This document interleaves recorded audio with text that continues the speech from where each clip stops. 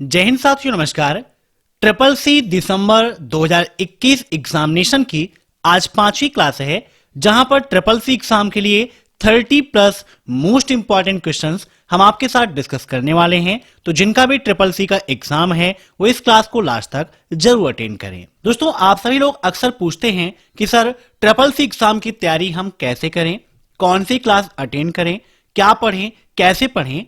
तो इसी के लिए मैंने कराई है ट्रिपल सी की कंप्लीट महामैराथन क्लास, जिसमें हमने डिस्कस किया है ट्रिपल सी एग्जाम के लिए 1100 अति महत्वपूर्ण प्रश्नों को, जो ट्रिपल सी के लेटेस्ट सिलेबस पर आधारित है और एग्जाम में पूछे गए मोस्ट इंपॉर्टेंट क्वेश्चंस हैं। कमेंट बॉक्स में आप स्टूडेंट्स का रिव्यू चेक कर सकते हैं। लगातार स्टूडेंट उससे सफल हो रहे हैं, तो उस क्लास को आप सभी लोग देखना मत भूलिएगा। दोस्तों, ट्रिपल सी एग्जाम में लिब्रे ऑफिस के क्वेश्चंस बहुत ज्यादा देखने को मिलते हैं, इसीलिए मैंने लिब्रे ऑफिस की कंप्लीट महामैराथन क्लास करा दी है, उसे भी आप देख लीजिएगा। और ट्रिपल सी की लेटेस्ट ई बुक की लिंक वीडियो के नीचे मैंने दे रखा है, जहां पर मोस्ट इंपॉर्टेंट 2100 क्वेश्चंस का एक अलग से पीडीएफ है और टॉप 1000 क्वेश्चन का अलग से पीडीएफ है। दोनों का लिंक और क्लासेस का लिंक वीडियो के नीचे डिस्क्रिप्शन में दे रखा है। जाइए डिस्क्रिप्शन को विजिट कर लीजिए, वहां से आप पीडीएफ को डाउनलोड करके अपनी तैयारी को बेहतर बना सकते हैं। तो टाइम वेस्ट ना करते हुए चलिए शुरू करते हैं आज की क्लास, क्योंकि सीधी बात नो बकवास, यही है अभय एक्सेल की class. Let's begin in this topic.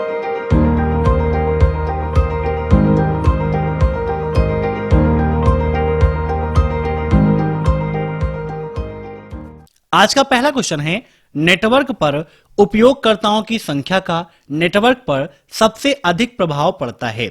Means network पर अगर उपयोगकर्ता की संख्या बढ़ रही है तो नेटवर्क के किस चीज पर सबसे ज्यादा प्रभाव पड़ेगा? सिक्योरिटी पर, रिलायबिलिटी पर, परफॉर्मेंस पर या लॉन्गेविटी पर? इन सभी प्रश्नों को आप सभी लोग मॉक टेस्ट के रूप में लेते रहिए और कमेंट बॉक्स में आंसर देते रहिए। वीडियो के लास्ट में आप जरूर बताइएगा कि आपके कितने क्वेश्चन सही हुए हैं। तो यहां पर इसका राइट आंसर हो जाएगा ऑप्शन थर्ड, परफॉर्मेंस पर। देखिए, जैसे आप सभी लोग एक हॉटस्पॉट के माध्यम से डिवाइसेस को कनेक्ट करते हैं वाईफाई का उपयोग करके, तो अगर एक हॉटस्पॉट से आप एक सिस्टम को, एक मोबाइल को कनेक्ट करेंगे, नेट अच्छा चलेगा। आप इंक्रीज करते जाएंगे, 2, 3, 4, 5 को कनेक्ट कर लेंगे, तो जाहिर सी बात है उसकी जो नेट की स्पीड है वो कम हो जाएगी। ठीक उसी प्रकार जब कोई नेटवर्क है, नेटवर्क पर यूजर की संख्या बढ़ती जाती है तो उसकी जो क्षमता है, क्षमता पर सबसे ज्यादा प्रभाव पड़ता है। Right answer option third. अब नेक्स्ट, निम्न में से कौन क्यूआर कोड की प्रकृति है? क्यूआर कोड, क्यूआर कोड का फुल फॉर्म क्या होता है? Quick response code. नोट कर लीजिएगा, काफी इंपॉर्टेंट है। क्या होता है? Quick response code. QR code कब डेवलप हुआ? यह भी ट्रिपल सी एग्जाम में काफी पूछा जाता है। तो 1994 में जापान में डेवलप हुआ था। तो अगर आपसे यह पूछता है कि क्यूआर कोड का उपयोग सबसे पहले किस देश में हुआ, तो जापान देश में हुआ था। और क्यूआर कोड की अगर हम प्रकृति की बात करें तो यह स्क्वायर में होता है। ऑप्शन सेकेंड इज राइट, ठीक है ना, स्क्वायर में रहता है। अब नेक्स्ट, संदेश पढ़ने के बाद प्राप्तकर्ता उसे सेव, डिलीट और किसी को सेंड कर सकते हैं।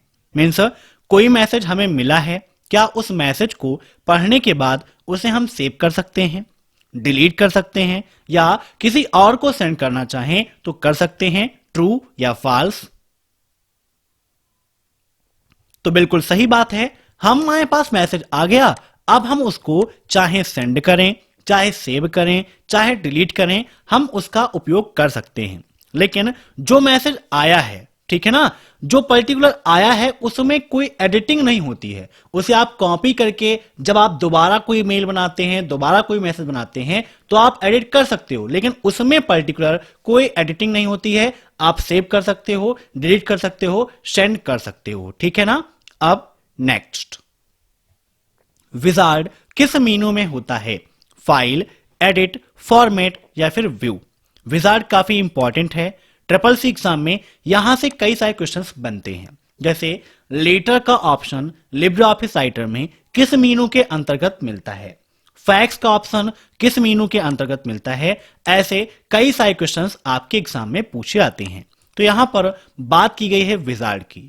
दोस्तों इसके लिए जब आप जाएंगे फाइल मीनू पे तो यहां पर आपको new, open, open remote, recent document, close, wizard का ऑप्शन मिलता है। यहां पर देखिए विजार्ड में आपको letter, fax, agenda, document converter, euro converter, address data source, इतने ऑप्शंस मिल जाते हैं। तो यहीं से पूछ लेता है एजेंडा का ऑप्शन लिब्रे ऑफिस राइटर में किस मीनू में मिलता है, तो ऑप्शन में फाइल एडिट व्यू दे देगा। अब आप ऊपर से देखोगे तो कहीं पर भी यहां पर एजेंडा नहीं दिख रहा है, इसीलिए मैंने जो लिब्रे ऑफिस का ट्यूटोरियल पार्ट करवाया है वो आपके लिए इंपॉर्टेंट है, जहां पर हर एक मीनू के हर एक फंक्शन को मैंने समझाया हुआ है। तो यहां पर विजार्ड का ऑप्शन फाइल मेनू में है और विजार्ड के अंतर्गत जो ऑप्शंस हैं इसका भी आप सभी लोग स्क्रीनशॉट ले लीजिएगा। यहां पर इसका right answer option first file. अब नेक्स्ट, जो मेल संचार समस्याओं के कारण नहीं भेजे जाते हैं उन्हें अस्थायी रूप से संग्रहित किया जाता है। मीन्स ऐसी मेल जो कम्युनिकेशन इशू के माध्यम से या कोई भी कनेक्टिविटी का प्रॉब्लम आ जाता है तो वह सेंड नहीं होते हैं, तो अस्थायी तौर पर कहां पर स्टोर होते हैं, इनबॉक्स में, आउटबॉक्स में, सेंट में या इनमें से कोई नहीं।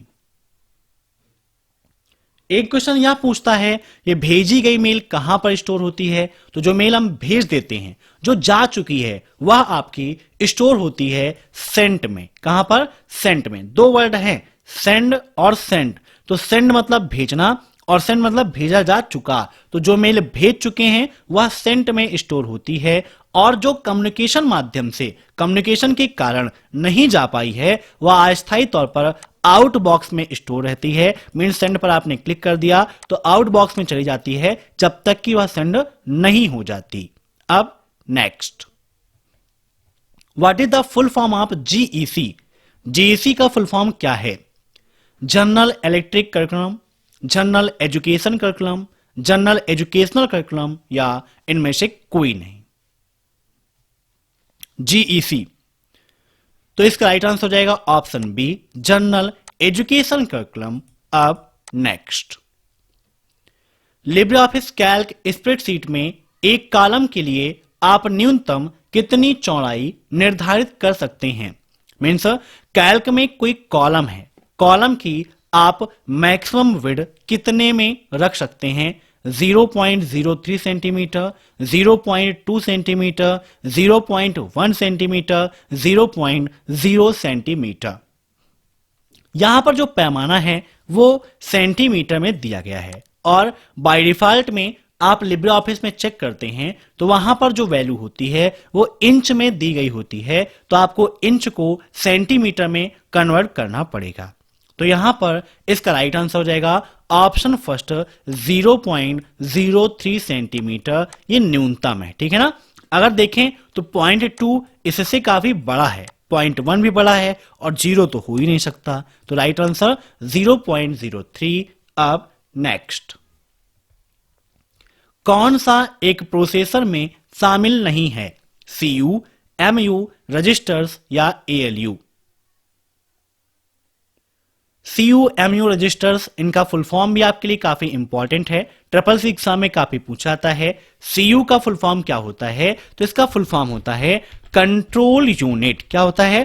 Control unit. कंप्यूटर के जो भी कंपोनेंट्स हैं, जो भी प्रोसेसिंग हो रही है, जो भी आपका स्टोरेज है, उन सभी को नियंत्रित करने का काम कौन करता है? CU। MU का फुल फॉर्म SSC में पूछता है, तो MU का फुल फॉर्म होता है मेमोरी यूनिट। क्या होता है? Memory unit. ALU का फुल फॉर्म एग्जाम में पूछता है, तो ALU का फुल फॉर्म होता है अर्थमेटिक लॉजिक यूनिट। क्या होता है? Arithmetic logic unit. याद रखिएगा, काफी इंपॉर्टेंट है। ALU, MU और CU ये तीनों किसके पार्ट हैं? आपके CPU के पार्ट हैं। किसके? CPU। CPU का फुल फॉर्म क्या होता है? तो इसका फुल फॉर्म होता है सेंट्रल प्रोसेसिंग यूनिट। नोट कर लीजिएगा, सेंट्रल प्रोसेसिंग यूनिट। बेसिक से क्वेश्चन है, लेकिन कभी कभी आप एग्जाम टाइम में प्रेशर में भूल जाते हैं। तो CPU सेंट्रल प्रोसेसिंग यूनिट, जिसे कंप्यूटर का दिमाग भी कहा जाता है। तो तो यहां पर ये सभी प्रोसेसर में शामिल हैं, लेकिन जो रजिस्टर है ये क्या है, आपकी एक मेमोरी का नाम है, मेमोरी का एक प्रकार है, यह प्रोसेसर में शामिल नहीं होती है। तो ऑप्शन थर्ड इज राइट। अब नेक्स्ट, विद्युत रूप से संदेश और फाइलें भेजना और प्राप्त करना क्या कहलाता है? मीन्स इलेक्ट्रिक माध्यम से फाइल और मैसेज दोनों को भेजना और रिसीव करना क्या कहलाता है? C mail, F mail, H mail या ईमेल? बहुत ही सिंपल सा क्वेश्चन है, ईमेल इसका राइट आंसर हो जाएगा, क्योंकि आप सभी जानते हैं ईमेल का फुल फॉर्म ही क्या होता है, इलेक्ट्रॉनिक मेल, ठीक है ना, जिसे इलेक्ट्रॉनिक पत्र हिंदी में कहते हैं। तो ये आपका विद्युत रूप से संदेश और फाइलों को भेजने का काम करता है। अब नेक्स्ट, निम्नलिखित में से कौन एक ई वॉलेट है? भीम, पेटीएम, गूगल पे या all of the above?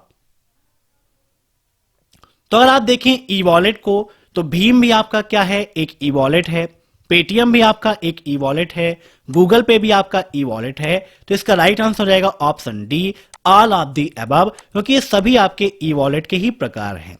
Bhim का फुल फॉर्म क्या है? यह क्वेश्चन भी SSC एग्जाम में काफी पूछा जाता है। तो इसका फुल फॉर्म होता है भारत इंटरफेस फॉर मनी। क्या होता है? Bharat interface for money.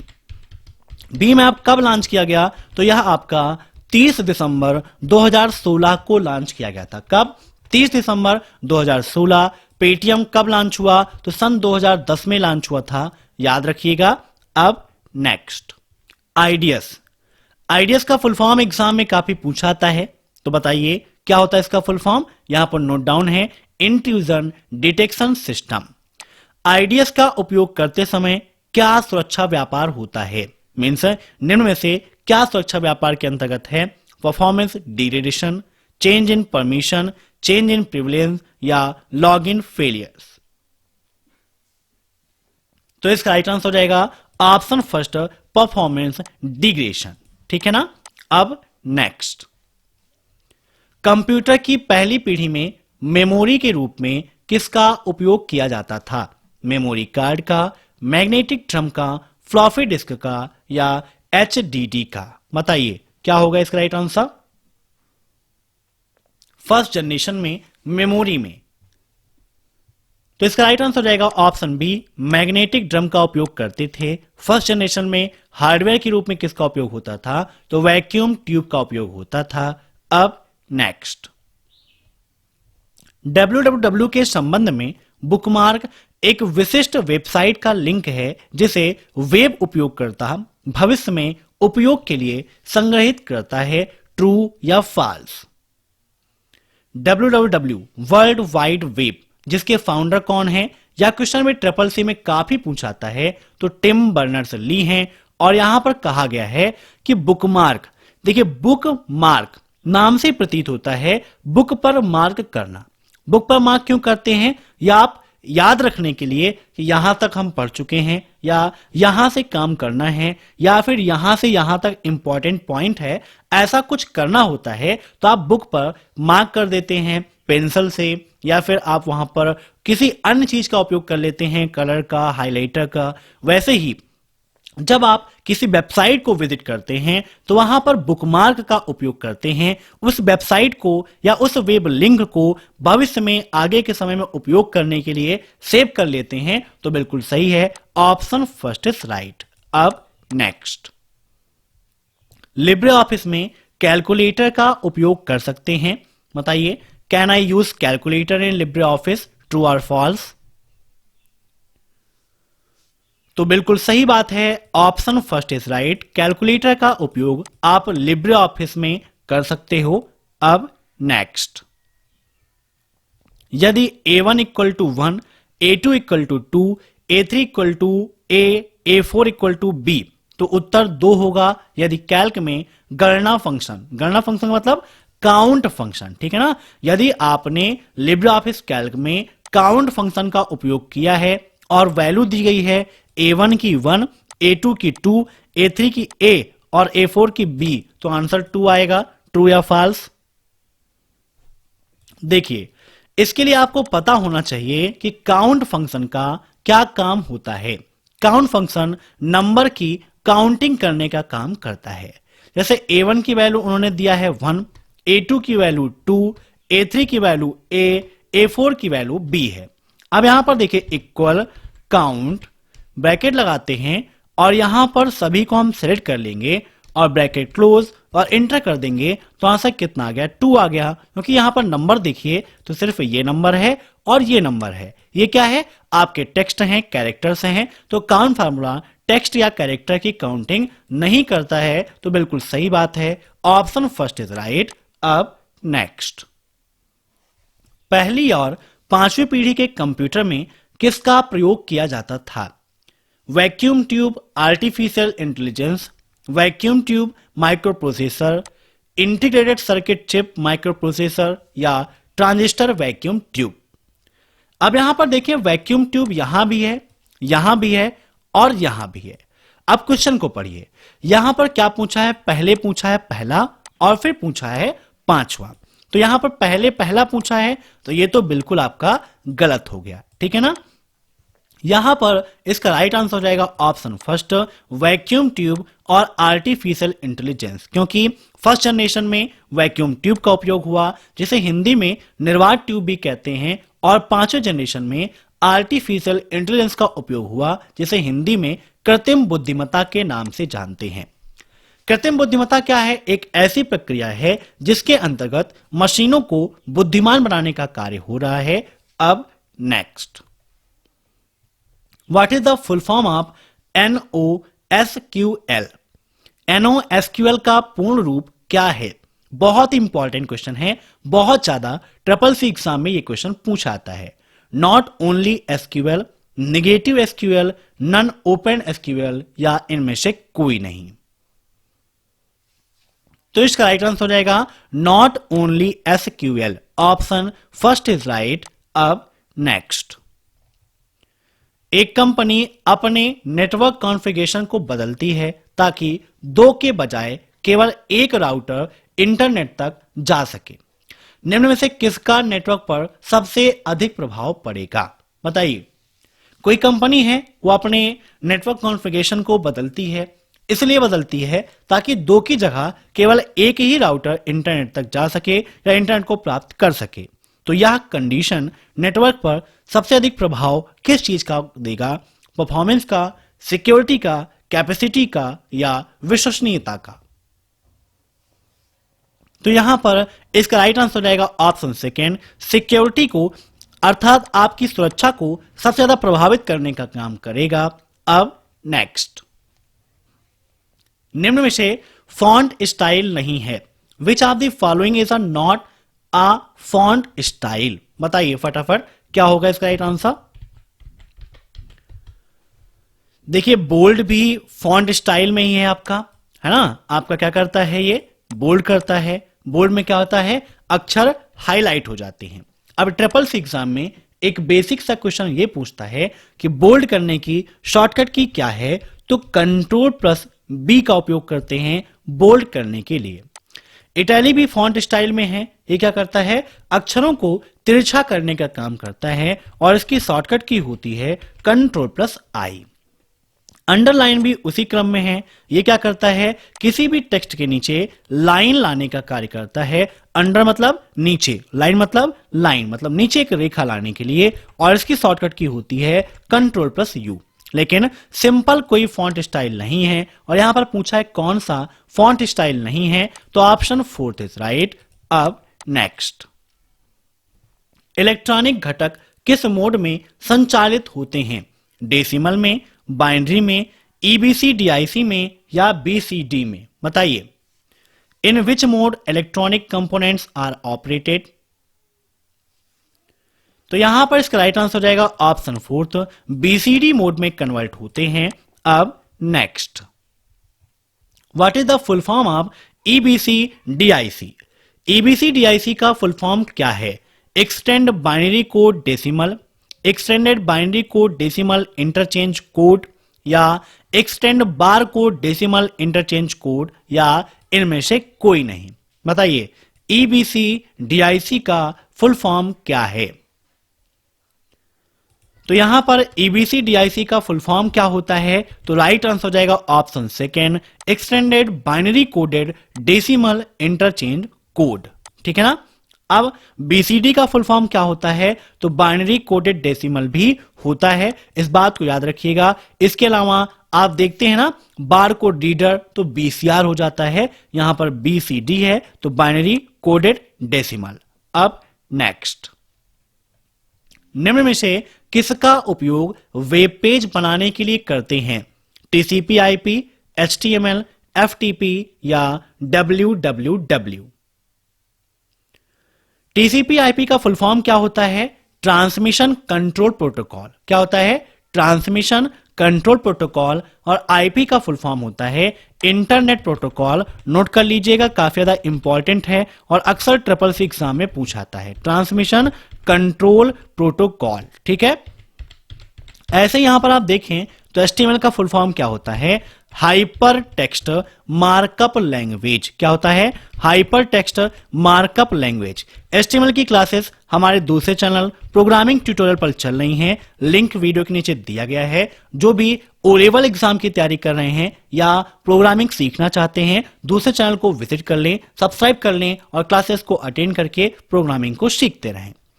FTP का फुल फॉर्म क्या है? इसका फुल फॉर्म होता है फाइल ट्रांसफर प्रोटोकॉल। क्या होता है? फाइल ट्रांसफर प्रोटोकॉल, याद रखिएगा। और www मैंने बताया है क्या होता है? World wide web. अब यहां पर बात की गई है कि वेब पेज बनाने के लिए किसका उपयोग करते हैं, तो वेब पेज की जो बेसिक लैंग्वेज है वो HTML है, इसी में वेब पेज का निर्माण होता है। Option B is right. अब नेक्स्ट, क्या उमंग ऐप बहुभाषी है? बताइए, उमंग ऐप बहुभाषी है, ट्रू या false?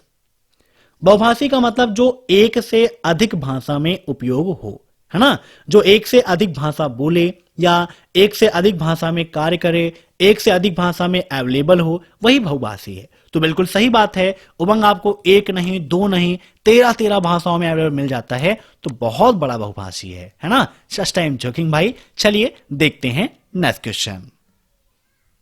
Libre Office Calc spreadsheet में फॉन्ट आकार के ड्रॉप डाउन मेनू में उपलब्ध फॉन्ट साइज निम्न में से कौन सा है?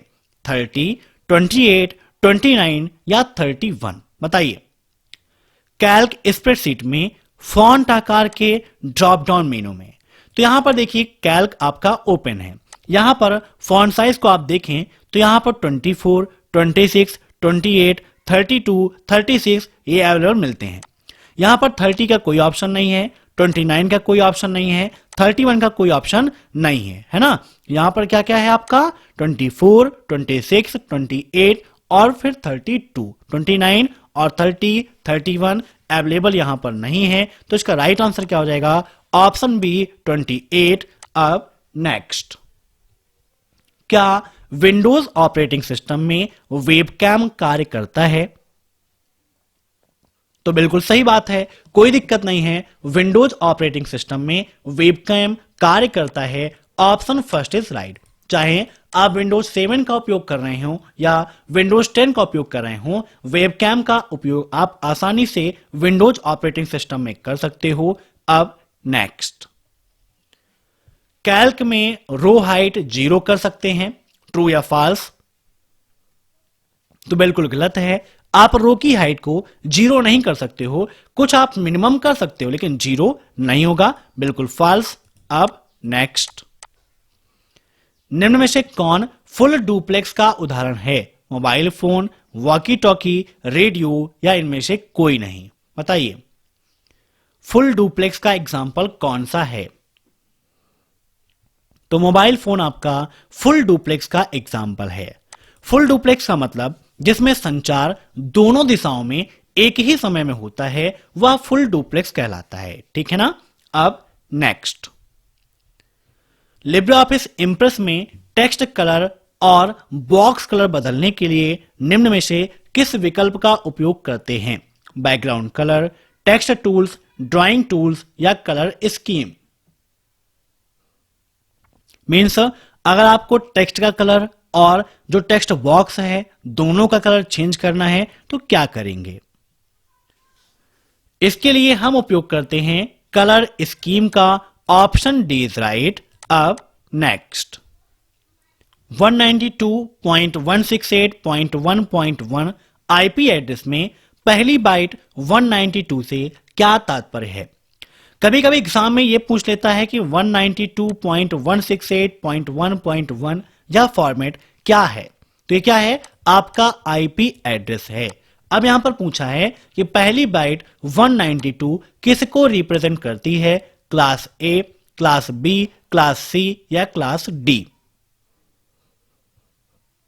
तो इसका राइट आंसर हो जाएगा ऑप्शन सी, क्लास सी को रिप्रेजेंट करने का कार्य करता है। अब नेक्स्ट, यूपीआई किसने लॉन्च किया? एनपीसीआई ने, यूआईडीएआई ने, यूटीआई ने या नेफ्ट ने?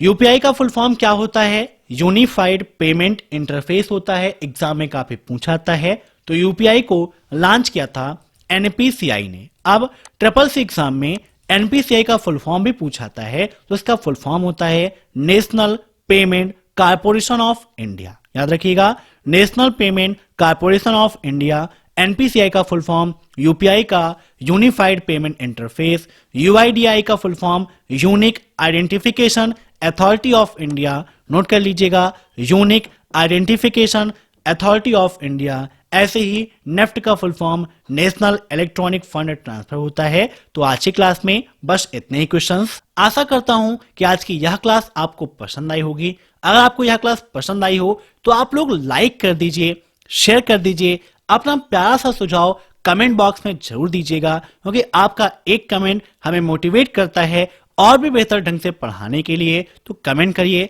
लाइक करिए, शेयर करिए और क्लासेस डेली टू डेली आपको मिलते रहें। इसके लिए चैनल को सब्सक्राइब करके बेल आइकन को प्रेस कर लीजिए और सोशल मीडिया प्लेटफॉर्म पर भी हमें जरूर फॉलो कीजिएगा। आपकी जो क्वेरी है कमेंट बॉक्स में या सोशल मीडिया पर आप हमसे शेयर कर सकते हैं, उसका सॉल्यूशन भी आपको मिल जाएगा। Thanks for watching my video. फिर मिलते हैं नेक्स्ट क्लास में, तब तक के लिए बाय बाय।